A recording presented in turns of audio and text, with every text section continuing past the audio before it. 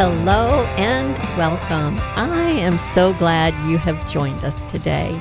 If you are a new listener, thank you for joining me. And if you are a returning listener, I really appreciate your loyalty. And if you know anyone who is going through the divorce process, please share out this podcast so we can help more people. And today, though, we are going to talk about a very important topic. You know, once your divorce is final and all of those assets have been redistributed and you're sitting there wondering, what should I do with those assets? And a lot of times you don't want to think about long term. You don't want to think about how to protect them. But it is one of the most vital conversations you need to have with somebody who has expertise in this field. And I am pleased today to be joined by Nancy Cogar, a compassionate and dedicated attorney who focuses her practice on the vital areas of elder law, estate and long-term care planning, trusts, probate administration, and understanding the often intricate legal challenges faced by aging individuals and their families. And this is also very personal to me as I'm a caregiver for my 92-year-old mother. So, this is the Silver Divorce Podcast, broadcast from the Whitfield Media Group studios in Chattanooga, Tennessee. Please follow this show and share it with people you know who are facing divorce. We are proudly brought to you by our title sponsor, the Center for Sports Medicine and Orthopedics, and show sponsor, Medicare Misty. Center for Sports Medicine and Orthopedics is the area's leading provider of multi-specialty orthopedic care. Using innovative surgical techniques and technologies, our team of specialists deliver exceptional results backed by exceptional patient care. Learn more at sportmed.com. Medicare Misty is a real person who can help answer your Medicare questions. Get real help from her team at medicaremisty.com. And I'm your host, Lisa McCluskey, and now let's podcast. Nancy, welcome. Well, thank you, and thanks for having me on the program, Lisa. I really appreciate it. I think this is a topic that's just rising as the number of people turning 65 has grown. I was looking at the U.S. Census Bureau, and they projected by 2035, and that's just 10 years from now, there'll be more adults age 65 than children for the first time in our history. That's just remarkable. And by 2060, nearly a quarter of Americans will be age 65 and older. But the number of people age 85 and older will triple. Yeah. People are getting older, and they're more older people. Actually, they've dubbed what you just said as the silver tsunami, because it is going to be so significant. It is going to impact every area of our community, whether it's finding health care, long-term care, getting into the doctors, estate planning, everything. It's just, it's act now. And there's so many things to think about. You know, our audience is in that silver divorce category, or what they call gray divorce. And they are also caring for aging parents. And then they have children, and their children are maybe in their 20s or 30s. And they think, after what I went through in divorce, where I had to distribute assets, how can I protect what I have left? Right. And I know that was one of my first thoughts was, you know, okay, what do I do to make sure that what I have left will be there for my kids in the future? What type of vehicle should I be using? Where should I put these assets? Should I have a trust? Should I have a will? Should I have what do I need? So I think this is really important to have this conversation, because any hasty decision can really come back to bite us in the long term. Right. I have a lot of folks that come in that are in that same scenario, you know, and sometimes talking with another lawyer after you've just been through a divorce is the last thing you want to do. You want to stay away from them for a while. But my objective is different. I want to protect you I want to talk about things that you're concerned about. Like you said, is it your kids? You went from 2 to 1. Who's going to take care of you moving forward? What do you have left, and what can you do with it? If something happens, who's going to make those decisions for you? And, this comes later, but if you meet someone else, how do you move forward? These are all such crucial questions. Yeah, I know one of my first considerations was not if I met somebody, but, if my kids receive inheritance from me, what happens if they get divorced? How do I protect it so that they don't have to divide their inheritance from me? So that was a big consideration for me. Well, that's a valid consideration, because I can tell you there are things you can do. I mean, you can set up family trusts. If you have a trust, you can specify, even from the grave, how you want your money to be managed and distributed. But 70% of people, not only people that have been divorced, but 70% of people don't have any plan at all. That's right. So, if they do that, then you're just leaving it up to whatever state you're in to decide who gets what. And most certainly there's no protective measure there for that. Right. Well, I know you said most people don't want to see another attorney after they've been through divorce, but let's dive in and let's talk about why, you should go ahead and make that decision to take care of your future. So what is the first step I should take after divorce to begin estate planning? It kind of depends on the person, but, there are some folks that one spouse did everything, right? So you have to get your groundings about what you have, what you have to do with it, what you have to pay, where you are. You have to start a new budget, because you don't have the same expenses. You may have inherited some expenses, for lack of a better word. But I can tell you, that a lot of times, and most oftentimes, I will just invite somebody in, they make an appointment with me, and we'll just talk. I call it a strategy session. I'm not going to sit down and start talking some legalese to you. I want to know what happened. I want to know what you're worried about. How do you feel? What's the most important thing moving forward for you? Because that is the most important, really the most important issue. And I can draw a roadmap, showing which way you can go. You can go multiple ways, right? Just like MapQuest, Right. You can say, I've got this route. I don't want to go on I-75. I know there's too much traffic there. Come down Lee Highway, or, go another route. So there are lots of options, but you have to be aware of those and what goes with those. So just start off, come in and have a conversation. Right. Let's just see where you are emotionally, where you are with your budget, your finances, and just get a good lay of the land, if you will. Right. I'm not going to put any, initial pressure on you. I'm just going to talk about you and what you're concerned about.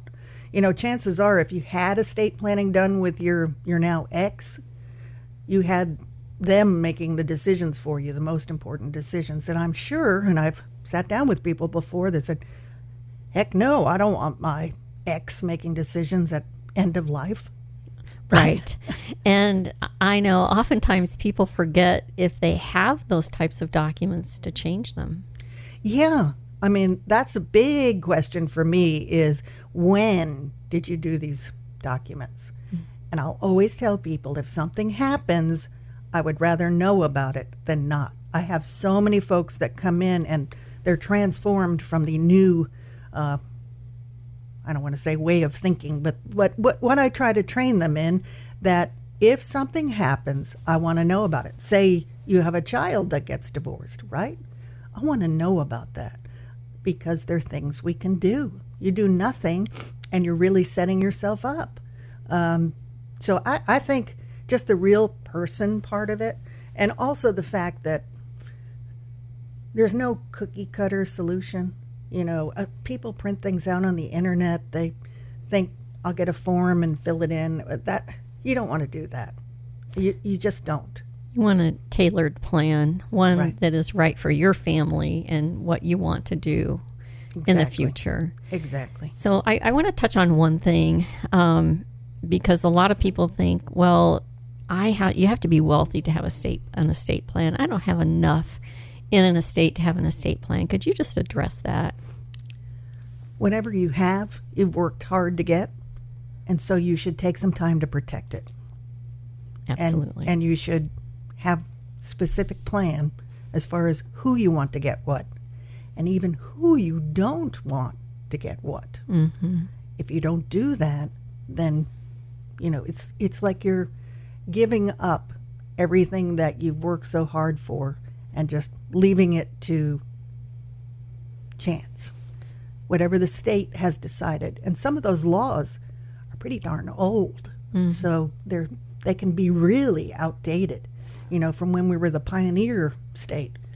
Yeah, it would be almost building trauma on trauma. There was the Right. trauma of the divorce and splitting the family and the assets. And then if you don't do anything about your estate, you're going to have a second layer of trauma for your kids as they are trying to sort through and determine and go by whatever the state says they have to do.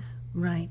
And that's the other largest group that I see coming to me.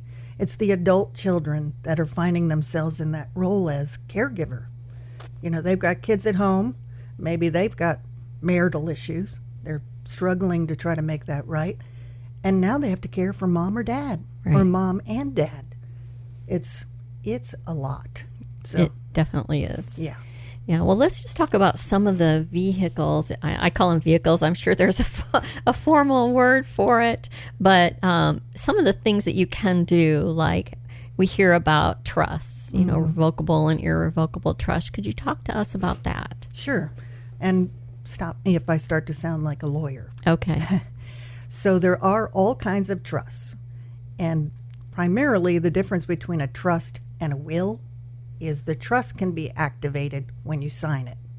And it doesn't need court action to be effective. Okay. A will is what you make now that goes into effect after you die. So it's instructions after you're gone. And you need the court to help move your instructions forward. So those are the two primary differences. And I think that's important, because if you don't want to go to probate, then you need to do something about that. Yeah, and probate can be a lengthy process, right? It can. And, Chattanooga's become a busy place. So it takes 5-6 weeks to even start a probate. And then you've got upwards of a year before you can close that out. You're exposing yourself to creditors, challenges. Things are not fast in court, which most of the people listening Right. will know. We can Things all are not- attest to Yeah. none of our divorces were fast. So, Right. So learn from your past. yeah. I really have become a real advocate for trusts. I have folks coming from different parts of the country. They've got really complicated trusts. Sometimes they don't know what's in there, how it works, how it functions. That's a priority for me. If you're going to come create a trust or you're going to amend a trust, let's look at it and see what it does. Let's look at it and see what it has in it. Believe it or not, a lot of people will create trusts and they'll never put anything in it. I've heard that quite a bit. And it's not good, because then you end up having to probate a will. Hopefully you have one. And the will pour over into the trust. So you're creating two administrations and two costs. So, the main point I wanted to make about trust was that, you mentioned revocable, irrevocable. They can do all kinds of different things. So a revocable obviously gives you more control over it moving forward. It can be irrevocable after you pass. You can make dispositions in there. You can create a care plan. You can create a care plan for your grandkids. If you want your grandkids to have some money over time, a trust is a great way to do that. And you don't need a guardian appointed. You don't have to put those monies in the court. You can have it all function in that document. So what are some of the things that I should put in my trust? Well, that's a very good question. So it depends on the state. Let me just say that. But real estate, okay, real estate, I would consider putting that in the trust, especially if you have real estate in multiple places. Thank you very much. It's a Chattanooga allergy season, folks. Yes, you might hear us sniffling. Yeah, the pollen is very high right now. Sorry about that. So real estate, if you've got, I just had a client that had real estate here in Hamilton County, and then they have rentals in Sevierville. So that's perfect, to have those properties, just kind of organize it all into one trust. Say you've got property down in Florida, put that in your Tennessee trust, because you're going to end up having probate not only in Tennessee, but in Florida, because that's where the property is, so that's where it has to be administered. So take care of that now, because it'll save you, I guarantee you, it'll save you a lot of money on the back end. Bank accounts, cash. Be very careful with things like IRAs, because those are pre-taxed monies. You can have those pass through with a non-taxable event now. You can have inherited IRAs. So say you have 3 children, you've got $100,000 in your IRA, you can have $33,000 and a third go to each child without even liquidating it. So that's helpful.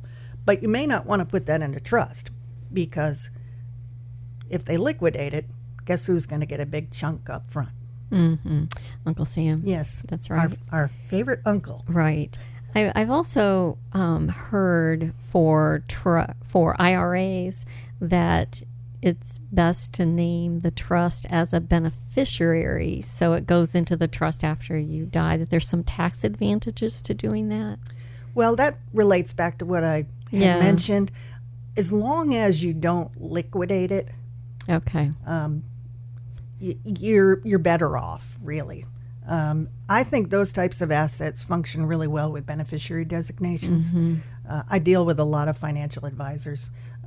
So I talk with them. What do you think of putting this in there? What do you think of, these assets going in there and this one staying out? Or maybe the 401k and the IRA, you designate the beneficiaries and it doesn't necessarily go into the trust. Right. Yeah, that makes sense. Unless you have, and I don't want to get too far in the weeds, but you can have what's known as a pass-through trust, so that it's just passing through. Okay. So that's helpful. So will that protect my assets should I remarry? If I have a trust and I remarry, and we all know that second marriages have a 60% divorce rate and third marriages 70%. So the likelihood is there that you could divorce again. Right. What happens? I'm giving you that look. I know you are. Nancy's laughing at me. Well, I have this come up a lot too. And I try to look at it proactively, because there are a lot of people that find themselves in love after they, tried it the first time around. But they're bringing a blended family to the table, right? You probably have kids from your first marriage, and they've probably got kids from their marriage. You've got assets. He's got assets, or she's got assets. And how do you make all that make sense? Right. I oftentimes have very complex disposition plans where they want certain assets to go to each other, and then after they're both gone, go to either side of the family. Okay. I think the most important point, though, is you have to do something, because they're, even your stepkids, if you love them, you think they're wonderful, you have step-grandchildren, I see, there's a lot of love for the step-grandchildren, you yourself have to take steps to make sure, if you want to give them something, you have to specify. Because here's the other issue. They're not your heirs. Right? So you have to create a bridge so that they do get that money, if that's what you want. Mm-hmm. But from the standpoint of Mr. New, Mr. X. Right. It's, the two things that bring out the most greeting people are death and divorce. Right. And in second and third marriages, you're dealing Right. with both. So Right. it just takes the fight out of it if you plan ahead and make those designations, and you're actually doing something good for your family. Yeah, and you're really preventing a conflict down the road. Right. I've been in those conflicts, and it's always better to avoid them. One thing you may think, well, I'm not Leona Helmsley or something like that, so I don't need this. But I see more and more prenuptial agreements, because you are bringing different things to the table. A contract or a prenuptial agreement can address those things. It shows intent. If you're together for 25 years and later say one of you does not have the capacity, and those kids move in and say, we need these funds to take care of mama. Well, can they do that? I'm thinking about these things going down the road, but it's important to have it in place beforehand. Those are really things people don't think about. No. And with the growing age 65 population, you really do have to think about it in advance. So you talked about the adult children. Some people have, with the issue of assisted living and nursing homes and what to do when mom needs more care, is it wise to think about transferring your assets to your adult children while you're still living? I see that conversation all the time, like, should I just go ahead and put my kids' names on the house? And I've had that conversation with my daughters, by the way. Do you just go ahead and transfer those, or what's the best? Well, there's always a result for an action. And I have folks come in and say to me, how do I protect my assets from a nursing home? And for me, and I tell them this right off the bat, nursing home should not be the final destination. I want you to avoid nursing home, because even the nice nursing homes are not, the best in the world. There are people there that are sick, dying, and the people working there are overworked. And it's expensive. I think one nursing home here in town is now charging $12,000 a month. You could wipe through your savings pretty darn quick. That's right. So that's usually what motivates people to say, should I just quit claim my house? Should I transfer these things? That's why I raised my eyebrows before, because you really want to think about that, because the response may be that you're ineligible for care if you need it. Maybe you'll never qualify. That's a question you need to ask. If that's the case, then you may look at that. You may look at beneficiary designations. You may look at joint accounts. You also want to be careful about quit claiming your house to your kids. 2 reasons. You're transferring away the biggest asset you probably have, right? The most valuable. So that could cause an issue down the road if they're looking at what you have available to pay for your care, and you've essentially given it away. So that's important to think about. Secondly, real estate in Chattanooga is, if you own a house, you're whistling a good tune, because our real estate is becoming more and more valuable, as people move here. But if you quit claim your property, say you bought it at $60,000 and now it's worth $600,000, that's an extreme, but you are giving away all of that equity as a step up in basis, which is a tax savings. But if you quit claim it, you're passing that on. You're giving it away. So it's important to think about these things. It's really, I liken estate planning to a minefield, because you think you're scooting over here to avoid this, but guess what? There's a big ditch over there that you didn't even know about. Yeah, I was just thinking as you're talking, there's so many potential pitfalls to every decision, you really need somebody on your side who can help you map those out and avoid them. Because one of the things, as you were talking about quit claiming the deed, the Medicare look back, there's a Medicare look back. Could you talk about that for a minute? Yeah, and that relates to what I was talking about, quit claiming your house to your kids. You're giving away, maybe $250,000, $500,000. The state's going to want to know about that. Right. So that's why they look back 5 years. If you've done that, then chances are you are going to be ineligible for benefits. I say that, but you also have to be eligible, otherwise eligible. And I think there's a lot of misunderstanding about that because the criteria is so narrow. I mean, you have to have about $2,600 a month in income, period. Most people have more than that. Right. So if you have that, you're going to have a challenge in getting nursing home care. The other piece of that is that kind of assistance is only available for nursing homes. It's not available for assisted living. It's not available for independent living.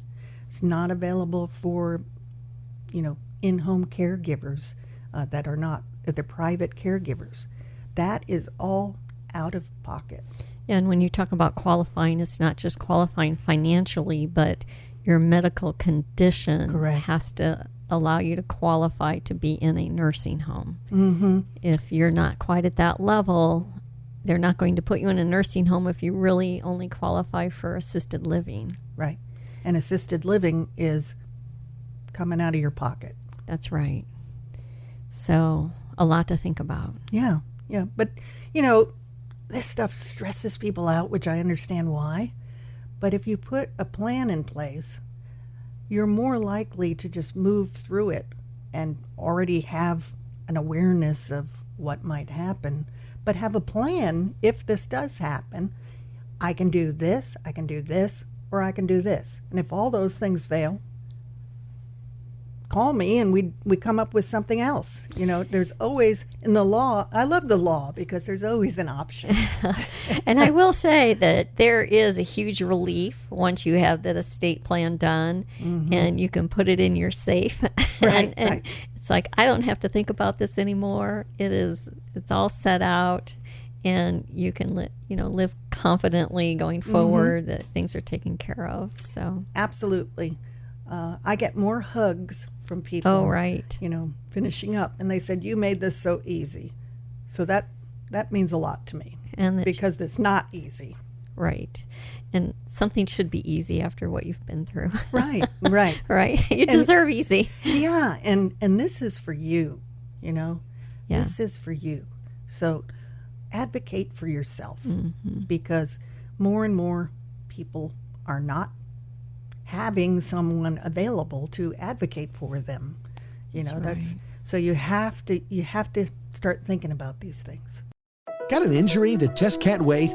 There's no need to delay your care. Center for Sports Medicine and Orthopedics is excited to announce that our Urgent Ortho Walk-In Clinic is now available on Saturdays at the Gun Barrel Road location. Open from 8 to noon, we're here to treat sprains, strains, fractures, and more. No appointment needed. So skip the long ER wait and get specialized orthopedic care fast. Visit us this Saturday at Center for Sports Medicine and Orthopedics Urgent Ortho. We're the center for expert care right when you need it. Learn more at sportmed.com. So can you talk about power of attorney and healthcare power of attorney, and do I need both, and what's the difference? Short answer, yes. Need both. So I see a lot of folks have powers of attorney that, let's just say they found through Google Esquire. Online template form. Yeah. Which, okay. But there's some factors today that require more than that, in my opinion. Also, you deserve better than that. I mean, if you're in a life-death situation, do you want to print something off the internet that has fill in the blank? Please don't. So healthcare power of attorney is something that sets out your instructions if you are not able to make decisions for yourself. So that is incapacity. Usually you can have it be effective immediately, but I don't really see any need for that in most circumstances. So who do you want making those decisions for you? You got to be careful about that. Right. I had somebody call me who shall remain nameless, who said, my husband is the healthcare advisor for my father-in-law, and he's not doing anything. Can I push him out of the way so I can pull the plug on my father-in-law? And I said, no and no. Be careful who you designate. Right. That's what I say. Be careful, because you want the sensitive one. You don't want the one that's going to make some knee-jerk reaction. You want that, and you can have backups, so that healthcare, all the way down to end of life, is so complicated, and you really need some directions in place for that. Because the hospital, of course, as you know, the default is keep you alive. How can we keep you alive? And that makes sense. But sometimes people are just not wanting that treatment, but they have to articulate that. And I will tell you that having worked in healthcare for 21 years, there are instances where the family will keep grandma alive because she's getting the Social Security check that's paying the bills. That's just wrong. And so you really want to think through those decisions. And having gone through that, it's hard to think through those decisions. What do I want? Would I want to be resuscitated? Then you go through the pros and cons, and you want a thoughtful approach, and not just print something off the internet and check the boxes, yes or no. Please don't do that. Please. Right. And please don't do that. And then once you've done that and you have your healthcare power of attorney, make sure your hospital has changed it out. Take your new one, because they'll scan it into their electronic medical record. Take it to your doctor's office, take it to the hospital, and make sure they have scanned those new documents into your record. Right, because the old one may have the pre-divorce individual on it. That's and right. If that's all they have, that's all they have. And that's who they have to use for decision making. Yeah, I know. Yeah, spend enough time with me, and then you'll start thinking twice about all these things. That's why we have you here today. We want to hit on the most important things to think about, to really give you a sense of security and calm. After you've been through such a turbulent time, this will set you up in a very secure way. You'll have made the decisions that'll protect you and your family going forward. Yeah, and I guarantee you the questions I'm going to ask you, you probably haven't thought about most of those. I say I have a strange sense of humor because I'm talking about death, dying, and what do you want to do with your stuff when you're done with it. You had mentioned financial power of attorney to me. Right. And that's a different power of attorney than healthcare. Essentially does the same thing. If you're incapacitated, who's going to be able to pay your bills? Who's going to be able to file your taxes? Who's going to be able to take money out of your account? In some instances, who can sell your real estate if you need that money for care? There are all kinds of authorities there. Again, you need someone that you trust in that position.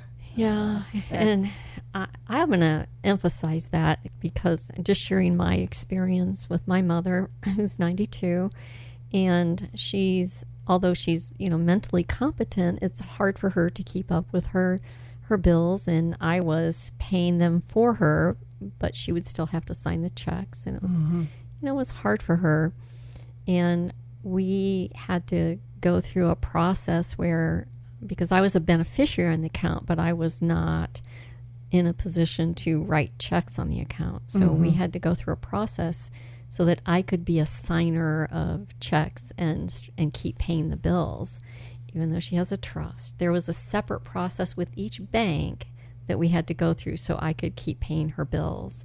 So you have to think about that, even though your parent is not incapacitated.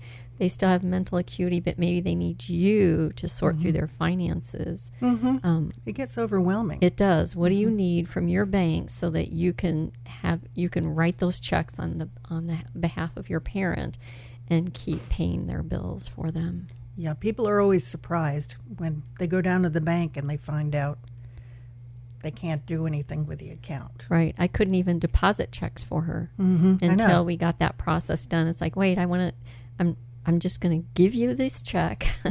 I don't want anything back. Yeah.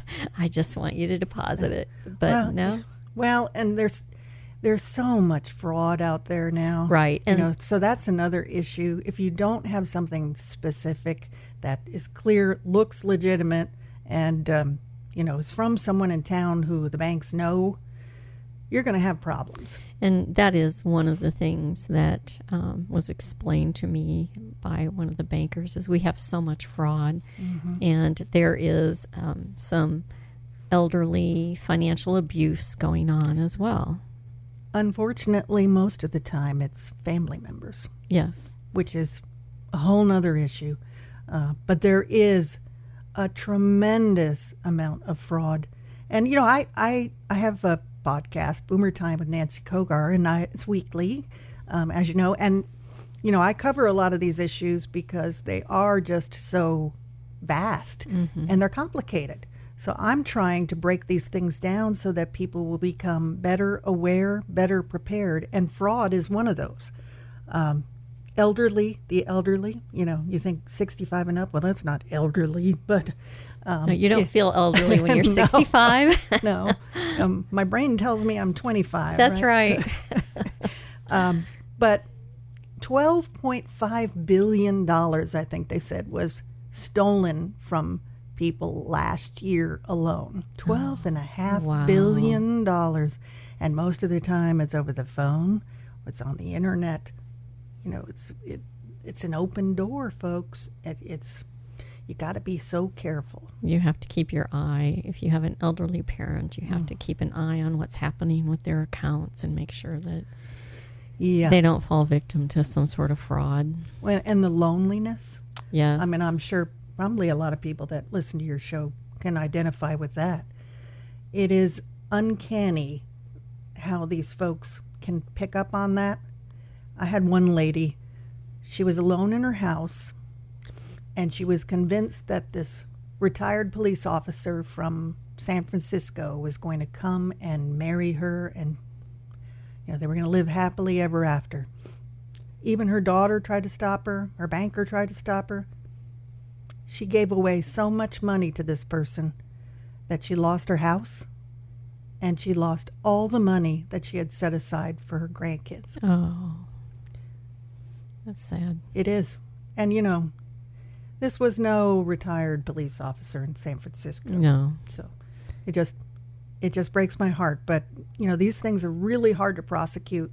So I, on the front end, just try to tell people, if it doesn't make sense, then hang up.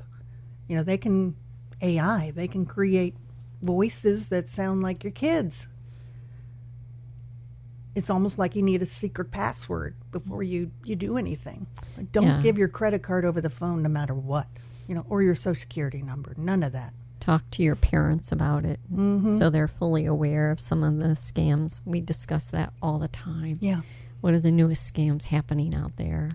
Yeah, it's everywhere. Yeah. So I just want to go back to the healthcare power of attorney and the power of attorney. Can they be changed in the future? Yes, but they have to be changed the right way. So don't put an X in it and write their name in the margin. You've changed your mind as to you don't want that other daughter. You want She went haywire. And she went haywire. I don't want her anymore. Right. She married someone I don't like. Menopause wasn't kind to her. Oh, so. Yeah. Well, I just dropped an episode today on menopause and the effects on the female body. And yes, it does happen. You can go haywire. Yes, but I'm trying to prevent that. You can. I try to save the Word documents as your documents so that if that happens, it's easier to come back and change it. But you have to ask. don't assume, don't assume somebody's going to do that. And like I said, don't mark up the documents. That's going to make it probably impossible to use it at all. Does it have to be notarized, right? Mm-hmm. Most of witnessed and notarized. Witnessed and notarized. So. Oh, and that reminds me, your family members cannot witness the power of attorney giving them the authority to do these things. Mm-hmm. They are not disinterested witnesses. So be careful. Okay. Don't have, appoint son, to pay your bills and then put son here, sign here. It's not going to work. Right. Don't print it off the internet and fill it out and have your son sign it. It's not going to work. Don't go to the law firm of Google and Google. That's right. I like that. That's really important. Yeah. All of it is such important information. And that's just the high level stuff. There's so much more. There is. I love it, though. I love everybody's so different. Everybody's got a background. Everybody's got a story. Everybody has something to give back to the community. And there's so many things you can do, even if you don't have a traditional family. So I want to explore those things with you. Mm-hmm. I want to put a plan in place that you're comfortable with. You understand, right? Before you sign it, you understand it. And if something happens that you're going to be okay. Because it's scary. It is. It is. But you need to take care of your family. Absolutely. And make sure that if you intended to leave a legacy to your family, make sure you have the documents in place to do that. Yeah, don't say, they'll figure it out. Yeah. They won't. They won't. They won't. Yeah. So, because we're caring for elderly parents, what is the first thing I should do when a loved one dies? Wow. Well, oftentimes I'll have people say, I need to call Social Security. They know. The funeral home will often just notify them. So also you will see money probably coming out of their bank account, depending on when they passed away. So don't spend that money. But I say make sure everything is secure. Don't let things walk off. That's a big problem. You've got one family member over here, the one that's you always got to keep an eye on, and they're over at the house, unloading the jewelry box. Mm-hmm. It's hard to get that reversed. But, what happens when someone dies that you love? I say grieve and be in that moment, because it's a precious part of our lives. Mm-hmm. And if you have things planned on the front end, then it's not as hectic on the back end. Right. But, as I said, you wait for the death certificate, you have the service together, or whatever the person wanted, which is also part of estate plan with me. I want to know what you want. Got an episode coming up on Boomer Time that talks about just a few of the options that are available, and it can be everything from a Viking style open pyre, there's Game of Thrones people out there, to becoming a tree, to composting yourself, it's just opportunities are endless. Shoot yourself into space. Yeah. Go on Elon's rocket. I want to be a diamond.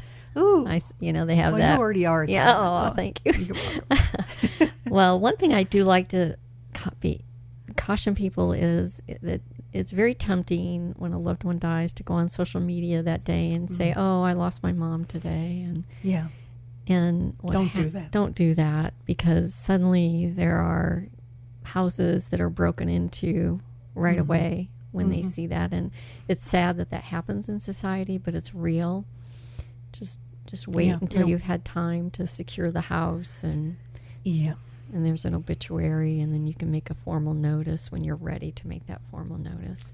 Yeah, it's a private thing. Mm-hmm. Let's keep it private. Most definitely. Well, we've unpacked a lot. Yeah. Is there anything that we've missed that I haven't asked you about in consideration of people who are newly divorced thinking about how I can protect my assets? I would say, you're probably coming from a circumstance where you've not been in the most healthy and living environment, perhaps. taking care of my allergies. Don't fall into the trap where you think, oh, I did this, so and I went through this. Thank you. I went through this and I went through that. I just need some time before I do these things. Don't do that, because time goes by very fast. Mm-hmm. And I have some folks that called me 3-4 years ago and still haven't done what they need to do. So this is, I emphasized this earlier, but this is about you out there. Do something for you. Mm-hmm. You're starting out. You need an advocate in place. Who's a better advocate than you? That's right. So put things in place that are going to protect you. You've got a brand new, fresh start. Do it the right way. It's excellent advice. Thank you. I ran, not walked, to get mine taken care of. There you go. There you go. Take a number. Do it. Just do it. So I'm going to ask you some personal questions. Sure. So in your years of working with people, is there a person whose story particularly moved you? And I think I did the story about the woman who lost everything. To me, was just heartbreaking. Yeah. Yeah. This will show you what a small world it is. I had a lady that came to me, and it wasn't after a divorce, but it was after a very long traditional marriage where she did not do any of the financing, estate planning, anything. The husband did it, okay? And he died. And he left a huge mess. And through that experience, I got to know this person, and she was the most courageous person.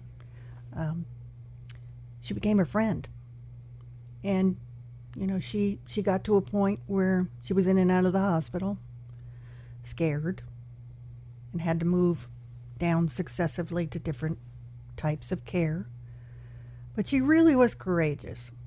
And this is not for the faint of heart, And the ironic part of that was she actually, I never met her before, but she actually came from my hometown.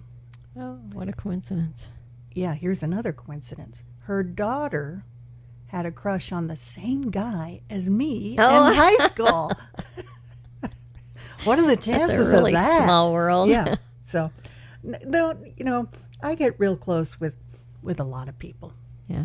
I had a family that they started out, was husband and wife, and they were taking care of the wife's sister who had mental illness and was in a conservatorship. Well, the wife died, and then we had to deal with her estate. And the husband was left to care for his sister-in-law. Wasn't easy. Then he died. Well, actually, sister died, and then he died. And just moving through that process with them, seeing how people handle those things. Mm-hmm. You were their steady hand throughout. Yeah, was not an easy road. No, doesn't sound like it. No, but that's a good question. Yeah. So what books are on your bedside table? Well, I have a stack of books because I'll read one page of one and then I'll read one page of another. But I love crossword puzzles. So I've got a big book of crossword puzzles that are most of the time too tough for me. But it helps to unpack my brain, I think, to do those. So I've got those. And then I always have something about a woman that, has achieved a significant achievement. I think it's Indira Nooyi, the CEO of Pepsi and Company. Oh. Yeah, her book, really interesting, coming from that traditional Indian kind of environment where she grew up to, repurposing CEO. all these items that Pepsi, had in place. And she had a real personalized leadership style. So I enjoy those types of things. And I've, every once in a while I'll find some trashy novel, but You have to do that to let your mind relax. Yeah. Yeah, but I like reading, books that talk about encouraging people, business development, I like encouraging stories. Of course, devotionals, things like that. So I've got a big stack there. sounds familiar. Just about everybody I talk to has a big stack, Yeah. a wide variety of things that they're reading. So that's great. So who is inspiring you today? Who's inspiring me? Yes. I always get inspired by the women I meet here in Chattanooga, because there's so many women out there that they don't give themselves enough credit for things. You know, we are multitasking. We are taking care of parents, taking care of friends, loved ones. We're praying for, all these people we know, other people that their own family isn't caring for them. And you're probably working and you're trying to pay the bills, take care of the dogs, take care of husband. There are some real everyday heroes out there, and they really care. And there's not much encouragement available. There's no encouragement store. I think it's almost an expectation, a societal expectation that we'll do all of this, and then we expect it of ourselves. Yeah.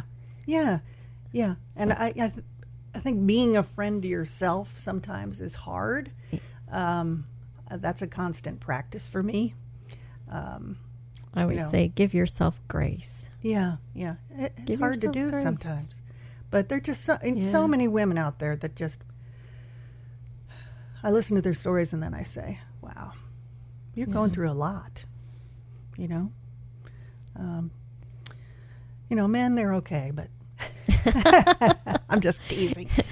But there are a lot of fabulous women. Yes, there are. I have the Empowered Career Woman podcast. Yes. Introducing some of those ladies, and it's just remarkable. You've had a few of my clients on there, too. Oh, good. Yeah. Yes. Yeah. So, well, thank you. Thank you for the conversation. Absolutely. I know it gets very deep, and most people want to avoid the topic, but we are really encouraging you to take the reins, see someone like Nancy who can help you through the landmines, make some decisions, and then you'll have peace of mind once you do that. Yeah, do it the right way. That's right.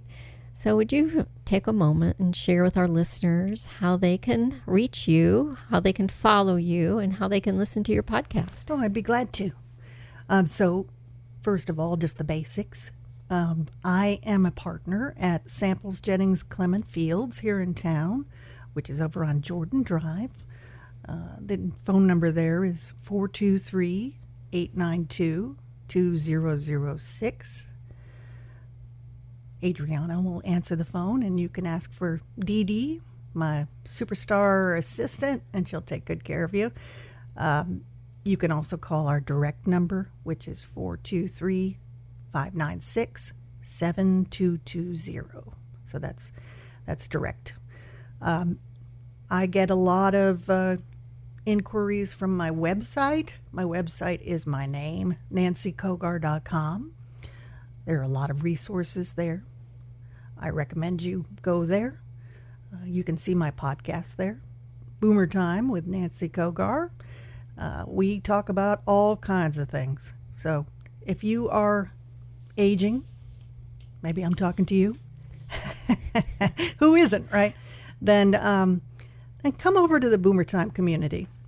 We've got space for you. And I've got weekly podcasts. Next week, I think this week it's, did you think they're questions that are too dumb to ask a lawyer? Right? Oh, that's a good one. Yeah, so there are no dumb questions. And I'm on YouTube. I'm on Spotify. I'm on iHeartRadio. I'm on, what else am I on? All the podcasting platforms. Regular folks, yeah. And I've got a newsletter as well.